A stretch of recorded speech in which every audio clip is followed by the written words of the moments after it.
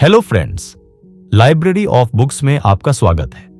सोचिए कि आपके शरीर के अंदर कई ऐसे एनर्जी सेंटर हैं जो हर वक्त आपके मूड, सेहत और सोचने के तरीके को कंट्रोल कर रहे हैं। इन्हें ही चक्र कहा जाता है। चक्र मतलब व्हील, यानी चक्र की तरह घूमने वाली ऊर्जा। ये कोई फिजिकल ऑर्गन नहीं होते, लेकिन फिर भी इनका असर हमारी बॉडी, माइंड और इमोशंस पर बहुत गहरा होता है। हमारे शरीर में 7 मुख्य चक्र होते हैं जो रीढ़ की हड्डी के बेस से शुरू होकर सिर के ऊपर तक फैले होते हैं। हर चक्र एक खास हिस्से से जुड़ा होता है। जैसे कि कुछ चक्र हमारी सोच को प्रभावित करते हैं, कुछ इमोशंस को और कुछ हमारी फिजिकल हेल्थ को। अगर ये चक्र ठीक से काम कर रहे हो तो हम एनर्जेटिक, शांत और बैलेंस्ड महसूस करते हैं। लेकिन अगर कोई चक्र ब्लॉक हो जाए या उसकी एनर्जी कम ज्यादा हो जाए तो उसका असर हमारी जिंदगी में साफ दिखने लगता है, जैसे थकान, डिप्रेशन, फोकस की कमी या बार बार बीमार पड़ना। हर चक्र एक खास रंग, एलिमेंट जैसे पृथ्वी, पानी, अग्नि आदि और जीवन के एक हिस्से से जुड़ा होता है। जब कोई इंसान डर, गुस्सा, दुख या असुरक्षा जैसी नेगेटिव फीलिंग्स से बार बार गुजरता है तो ये चक्र धीरे धीरे ब्लॉक होने लगते हैं। और जब ये एनर्जी ब्लॉक हो जाती है तब न सिर्फ हमारी बॉडी कमजोर महसूस करती है, बल्कि हमारे रिश्ते, करियर और खुद से जुड़ाव भी टूटने लगता है। लेकिन अच्छी बात यह है, चक्रों को बैलेंस किया जा सकता है। जैसे जिम में वर्कआउट करके हम बॉडी फिट रखते हैं, वैसे ही ध्यान, योग, सही सोच और कुछ खास हीलिंग टेक्निक्स की मदद से हम इन चक्रों को फिर से एक्टिव और संतुलित कर सकते हैं। और जब हमारे चक्र खुलने लगते हैं तो लाइफ में एक अलग ही फ्लो आने लगता है। क्लैरिटी बढ़ती है, इमोशनल हीलिंग होती है और हम एक पॉजिटिव वाइब में जीने लगते हैं। तो ये चक्र कोई स्पिरिचुअल कॉन्सेप्ट भर नहीं है, बल्कि हमारी डे टू डे लाइफ की एनर्जी सिस्टम है। इन्हें समझना और उनसे जुड़ना मतलब खुद को गहराई से जानना और एक हेल्दी, बैलेंस्ड लाइफ की तरफ पहला कदम उठाना। अब जब ये समझ आ गया कि चक्र क्या होते हैं, तो अगला सवाल ये है, ये 7 चक्र हैं कौन से, कहां होते हैं और इनका हमारी लाइफ से क्या कनेक्शन है। हर चक्र का अपना एक स्थान, रंग, एलिमेंट और भावनात्मक असर होता है। ये चक्र हमारे शरीर के अलग अलग हिस्सों से जुड़ते हैं और हमारी जिंदगी के एक खास हिस्से को रिप्रेजेंट करते हैं, जैसे सुरक्षा, आत्मविश्वास, प्यार, अभिव्यक्ति, अंतर्ज्ञान और स्पिरिचुअलिटी। 1. मूलाधार चक्र। यह सबसे पहला चक्र होता है और रीढ़ की हड्डी के बिल्कुल नीचे, शरीर के बेस में होता है। इसका रंग होता है लाल और यह पृथ्वी तत्व से जुड़ा होता है। यह चक्र हमारी सुरक्षा से जुड़ा होता है, जैसे कि घर, पैसा, भोजन और फिजिकल सर्वाइवल। जब यह चक्र संतुलित होता है तो हमें लगता है कि हम सेफ हैं, जमीन से जुड़े हुए हैं और लाइफ में स्थिरता है। लेकिन जब यह ब्लॉक होता है तो बार बार डर लगता है, बेचैनी रहती है और हमें ऐसा फील होता है कि हम जगह पर नहीं हैं। 2. स्वादिष्ठान चक्र। यह नाभि के नीचे पेल्विक एरिया में होता है। इसका रंग होता है नारंगी और यह पानी तत्व से जुड़ा होता है। यह चक्र हमारी रचनात्मकता, यौन ऊर्जा और भावनाओं से जुड़ा होता है। जब यह एक्टिव होता है तो हम आसानी से खुद को क्रिएटिव तरीकों से एक्सप्रेस कर पाते हैं। लेकिन जब यह ब्लॉक हो जाए तो हम गिल्ट, शर्म या रुकावट महसूस करते हैं, जैसे कि अपनी फीलिंग्स एक्सप्रेस नहीं कर पा रहे हो। 3. मणिपुर चक्र। यह हमारे पेट के ऊपरी हिस्से में नाभि के ऊपर स्थित होता है। इसका रंग होता है पीला और यह अग्नि तत्व से जुड़ा होता है। यह चक्र हमारी इच्छा शक्ति, आत्मविश्वास और सेल्फ डिसिप्लिन को कंट्रोल करता है। अगर यह चक्र बैलेंस में है तो हमें लगता है कि हम अपनी लाइफ के मास्टर हैं।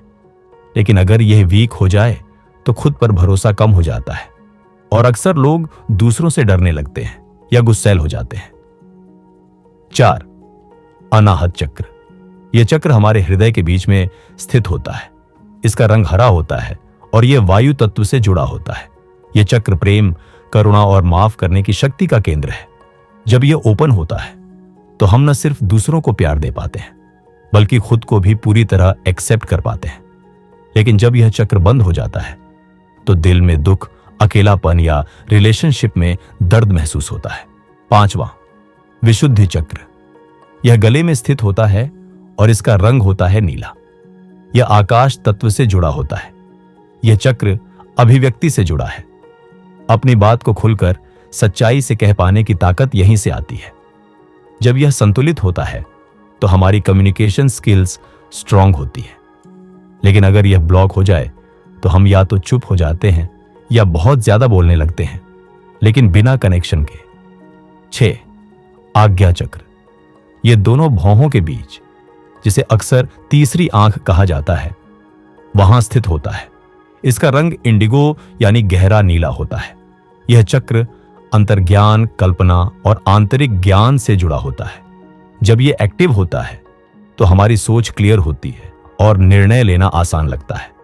लेकिन जब यह चक्र अवरुद्ध होता है तो दिमाग कंफ्यूज हो जाता है और चीजें धुंधली लगने लगती हैं। अंदर से कोई गाइडेंस नहीं मिलती। 7. सहस्रार चक्र।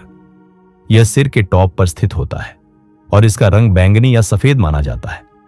यह चक्र आध्यात्मिक जुड़ाव, शांति और यूनिवर्स से कनेक्शन का प्रतीक है। जब यह चक्र संतुलित होता है तो हम खुद को पूरे ब्रह्मांड से जुड़ा हुआ महसूस करते हैं। एक गहरी इनर पीस आती है। लेकिन अगर यह ब्लॉक हो जाए तो इंसान खुद को आइसोलेटेड या पर्पसलेस महसूस करने लगता है। इन 7 चक्रों की अपनी अपनी खासियत है। कोई चक्र ज्यादा एक्टिव हो जाए या कमजोर हो जाए तो बैलेंस बिगड़ता है। लेकिन जब ये सारे चक्र बैलेंस में होते हैं तो एक तरह की पॉजिटिव एनर्जी हमारे अंदर बहने लगती है, जिससे हमारा शरीर, मन और आत्मा सब कुछ सिंक में चलने लगता है। अब तक आपने जाना कि चक्र क्या होते हैं और 7 मुख्य चक्र हमारे जीवन के कौन कौन से हिस्सों को कंट्रोल करते हैं। लेकिन असली सवाल यह है, अगर कोई चक्र असंतुलित हो जाए तो हमें कैसे पता चलेगा और इसका असर हमारी लाइफ पर कैसे पड़ता है? सच्चाई यह है कि बहुत से लोग जाने अनजाने सालों तक ब्लॉक्ड या ओवरएक्टिव चक्रों के साथ जीते रहते हैं और इसका असर उनके मूड, हेल्थ, रिलेशनशिप्स और यहां तक कि करियर पर भी पड़ता है। इस चैप्टर में हम यही समझेंगे कि किस चक्र का असंतुलन कैसे दिखाई देता है। मूलाधार रूट चक्र का असंतुलन लक्षण: हमेशा असुरक्षित महसूस करना, भविष्य को लेकर चिंता, बार बार फाइनेंशियल स्ट्रेस होना, घर या रिश्तों में स्टेबिलिटी ना होना, नींद की दिक्कतें, थकान, कमर या पैरों में दर्द। ऐसे लोग हमेशा सर्वाइवल मोड में रहते हैं। उन्हें लगता है कि किसी भी वक्त सब कुछ छिन सकता है। भरोसा करना मुश्किल हो जाता है और एंजाइटी उनकी बेसिक फीलिंग बन जाती है। स्वाधिष्ठान सेक्रल चक्र का असंतुलन लक्षण: गिल्ट या शर्म का भारीपन, यौन इच्छा में असंतुलन, बहुत ज्यादा या बहुत कम, क्रिएटिविटी में ब्लॉकेज, भावनाओं को दबाना या ओवर इमोशनल हो जाना, मूड स्विंग्स या रिलेशनशिप में परेशानी। ऐसे लोग या तो बहुत कंट्रोलिंग हो जाते हैं या फिर खुद को पूरी तरह दूसरों के हवाले कर देते हैं। उन्हें खुद की बाउंड्रीज समझ नहीं आती। मणिपुर सोलर प्लेक्सस का असंतुलन लक्षण: खुद पर विश्वास की कमी, बार बार दूसरों से अप्रूवल की जरूरत, गुस्सा, फ्रस्ट्रेशन या कंट्रोल करने की प्रवृत्ति, डाइजेशन से जुड़ी दिक्कतें, गैस, एसिडिटी, आलस्य या हमेशा थकान का अनुभव। यहां पावर इंबैलेंस दिखता है। या तो इंसान खुद को पावरलेस मानता है या दूसरों पर हावी होने की कोशिश करता है। अनाहत हार्ट चक्र का असंतुलन लक्षण: दिल टूटने का एहसास जो ठीक नहीं होता, माफ न कर पाना, अकेलापन, जलन या पॉजिटिव नेचर, लो इम्यूनिटी, हाई बीपी या सीने में टाइटनेस। या तो इंसान खुद को पूरी तरह बंद कर लेता है या फिर दूसरों से अनहेल्थी अटैचमेंट बना लेता है। सेल्फ लव की कमी बहुत आम लक्षण है। विशुद्धि थ्रोट चक्र का असंतुलन लक्षण: अपनी बात कहने में डर लगना, जरूरत से ज्यादा बोलना या बिल्कुल चुप रहना, थ्रोट इन्फेक्शन, थायराइड या गर्दन में जकड़न, ट्रूथ एक्सप्रेस करने में दिक्कत।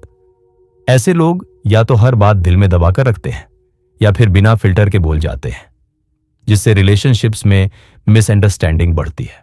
आज्ञा थर्ड आई चक्र का असंतुलन लक्षण: बार बार कंफ्यूजन या डाउट, इंट्यूशन पर भरोसा न कर पाना, सिर दर्द, आंखों की प्रॉब्लम, नींद न आना, दिमाग में बहुत ज्यादा या बहुत कम सोच। ऐसे लोग अपने डिसीजंस पर पक्के नहीं होते उन्हें लगता है कि वे खुद को नहीं समझते। विजुअलाइज करना मुश्किल होता है। सहस्रार क्राउन चक्रा का असंतुलन लक्षण जिंदगी में कोई उद्देश्य न होना, डिस्कनेक्ट महसूस करना, खुद से, दूसरों से, यूनिवर्स से, माइग्रेन, डिप्रेशन या खालीपन की भावना, ओवर स्पिरिचुअल होना और ग्राउंडेड न रहना। ऐसे इंसान या तो बहुत ज्यादा डिटैच्ड हो जाते हैं या पूरी तरह लॉस्ट महसूस करते हैं, जैसे कुछ मिसिंग है लेकिन समझ नहीं आता क्या। तो अब क्या करें? अगर ऊपर दिए गए लक्षणों में से कुछ बार बार आपकी जिंदगी में दिख रहे हैं तो यह संकेत हो सकता है कि कोई चक्र असंतुलन में है। और जब हम इन पैटर्न्स को पहचान लेते हैं तभी हम उन्हें हील करना शुरू कर सकते हैं। यह जानना बहुत जरूरी है कि चक्रों का ब्लॉक होना कोई बुरा या अस्वस्थ होना नहीं है। यह एक आम अनुभव है। हमारी लाइफ के हर फेज में कभी ना कभी कोई ना कोई चक्र डिसबैलेंस हो सकता है। असली पॉइंट यह है कि हम इन संकेतों को नजरअंदाज न करें। चक्रों को बैलेंस करना कोई रहस्यमयी या जादुई प्रक्रिया नहीं है। यह एकदम रियल और प्रैक्टिकल काम है जो हम अपने रोज के रूटीन में थोड़े से समय और ध्यान के साथ कर सकते हैं। इस अध्याय में यही बताया गया है कि चक्रों को हील करने के लिए हम कौन कौन सी तकनीकें इस्तेमाल कर सकते हैं जो न सिर्फ प्रभावी हैं बल्कि आसान भी है। सबसे पहली तकनीक है मेडिटेशन यानी ध्यान। हर चक्र के लिए एक खास जगह, रंग और बीज मंत्र होता है। जब आप किसी शांत जगह बैठकर आंखें बंद करते हैं और उस चक्र की जगह पर ध्यान केंद्रित करते हैं तो उसकी रुकी हुई ऊर्जा धीरे धीरे खुलने लगती है। उदाहरण के लिए, अगर आप मूलाधार चक्र को बैलेंस करना चाहते हैं तो आप रीढ़ की हड्डी के बेस पर ध्यान लगाएं, लाल रंग को विजुअलाइज करें और LAM मंत्र का जप करें। ऐसा नियमित करने से धीरे धीरे चक्रों की एनर्जी फ्लो में आ जाती है। इसके बाद आता है साउंड हीलिंग यानी ध्वनि के जरिए ऊर्जा संतुलन। हर चक्र की एक वाइब्रेशन होती है और खास म्यूजिक या फ्रीक्वेंसी उसे ट्यून कर सकती है। जैसे 432 हर्ट्ज या 528 हर्ट्ज की म्यूजिक से चक्रों की गहराई से हीलिंग होती है। आप YouTube पर आसानी से हर चक्र के लिए स्पेशल साउंड्स ढूंढ सकते हैं। बस रोज कुछ मिनट हेडफोन लगाकर शांत होकर सुनिए और खुद फर्क महसूस कीजिए। योग और आसन भी चक्रों को एक्टिवेट करने का बेहतरीन तरीका है। हर चक्र से जुड़े कुछ खास योग पोज होते हैं जो शरीर की स्टिफनेस कम करते हैं और ब्लॉक्ड एनर्जी को बाहर निकालते हैं। जैसे वृक्षासन और वीरभद्रासन मूलाधार चक्र के लिए, तितली आसन स्वाधिष्ठान के लिए और नौकासन मणिपुर चक्र के लिए बहुत फायदेमंद माने जाते हैं। योग से न सिर्फ शरीर लचीला बनता है बल्कि इमोशनल ब्लॉकेज भी धीरे धीरे रिलीज होने लगती है। एक और दिलचस्प तरीका है क्रिस्टल हीलिंग। कुछ खास पत्थर या क्रिस्टल्स की वाइब्रेशन चक्रों की एनर्जी से मेल खाती है। जैसे ब्लैक टूरमलाइन और रेड जेस्पर मूलाधार के लिए, कार्नेलियन स्वादिष्ठान के लिए और सिट्रीन मणिपुर के लिए। इन क्रिस्टल्स को आप ध्यान करते समय हाथ में रख सकते हैं या जेब में या गले में पहन सकते हैं। ये सटल तरीके से आपकी एनर्जी को बैलेंस करते हैं। इसके साथ ही एरोमेथेरेपी भी एक बेहद पावरफुल तकनीक है। हर चक्र के लिए एक खास खुशबू होती है जो हमारे मन और शरीर पर गहरा असर डालती है। जैसे लेवेंडर, रोज या सैंडलवुड जैसी इसेंशियल ऑयल्स को डिफ्यूजर में डालकर इस्तेमाल किया जा सकता है। इससे माइंड शांत होता है और इमोशनल टेंशन भी कम होने लगती है। अंत में जर्नलिंग यानी अपने विचारों को कागज पर उतारना भी हीलिंग का बहुत ही असरदार तरीका है।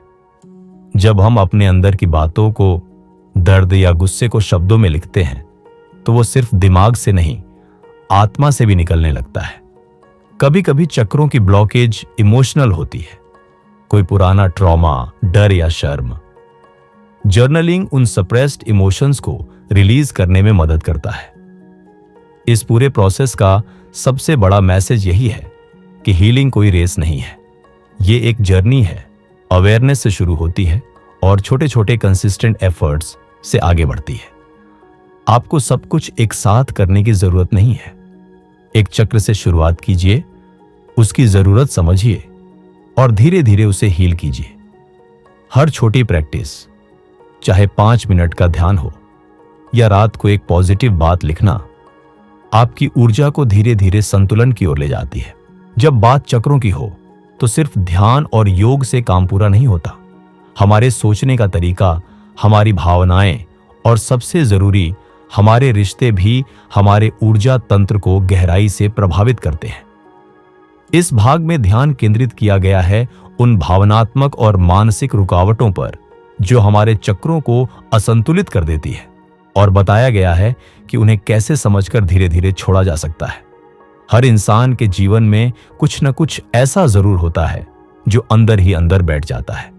कोई पुराना दुख, चोट, अपराध बोध या डर। ये भावनाएं धीरे धीरे हमारे चक्रों में जम जाती हैं और वहां ऊर्जा का बहाव रुक जाता है। उदाहरण के लिए, अगर किसी ने बचपन में बार बार अस्वीकृति का सामना किया हो तो उसके हृदय चक्र में डर और दर्द की ऊर्जा जमा हो सकती है। इसका सीधा असर आत्मसम्मान, रिश्तों और प्रेम की क्षमता पर पड़ता है। सबसे पहला कदम होता है जागरूकता। यह समझना कि हमारे भीतर कौन सी भावनाएं अब भी सक्रिय हैं।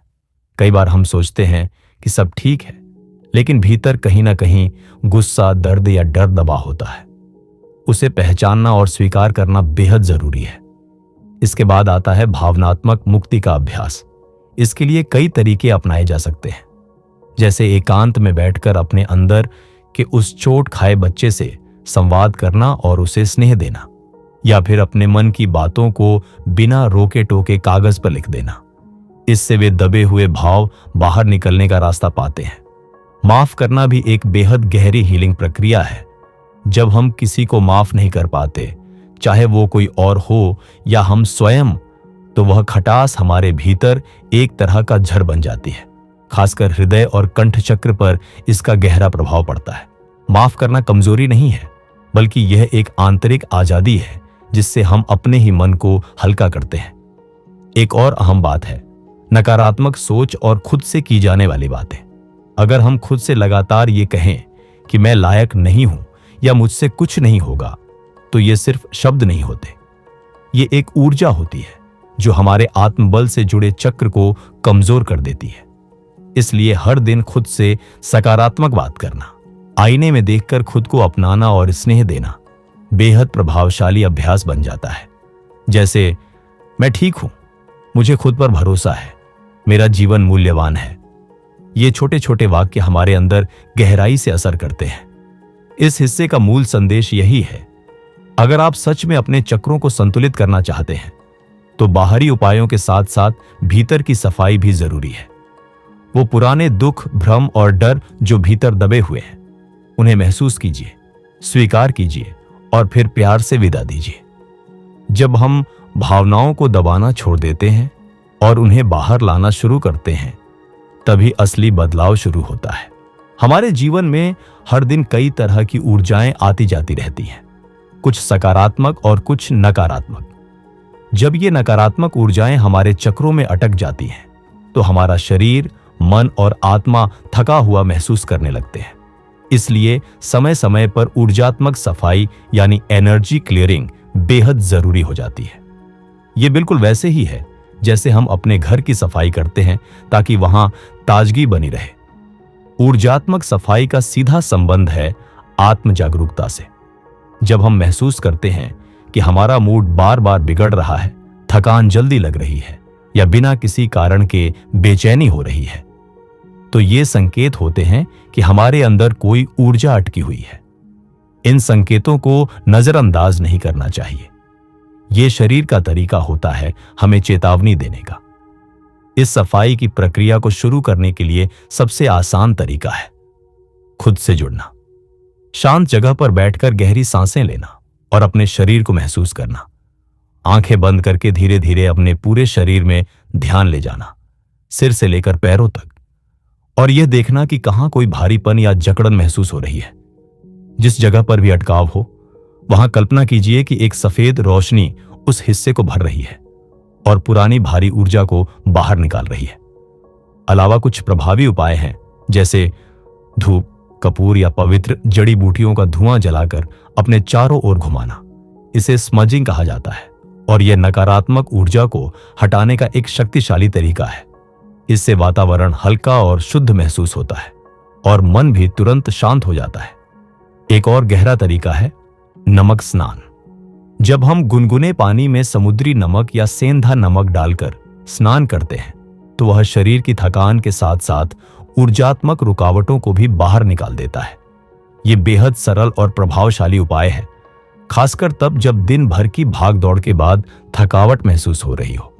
कुछ लोग अपने घर या कार्यस्थल में क्रिस्टल्स का इस्तेमाल भी करते हैं, जैसे काले टूरमालाइन या सिट्रीन, जो नकारात्मक ऊर्जा को सोखने में मदद करते हैं।